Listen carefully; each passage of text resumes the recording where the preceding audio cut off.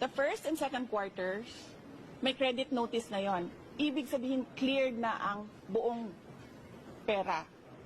Diba? Ewan ko lang kung sinasabi ito ng mga congressman. Of course, hindi nila sinasabi, diba? Because they want to present their own narrative. Tapos na yon. The money in DepEd, first and second quarter, cleared with credit notice. The ongoing audit is on the third quarter only. And it's ongoing.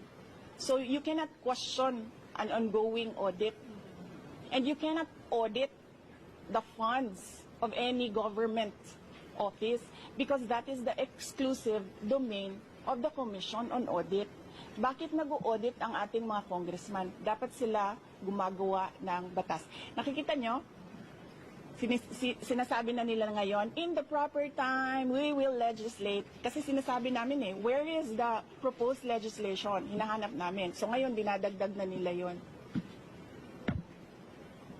Madali lang naman siya Pakinggan nyo lang, basahin nyo lang lahat ng mga nangyayari. Madali lang maintindihan kung anong ginagawa nila.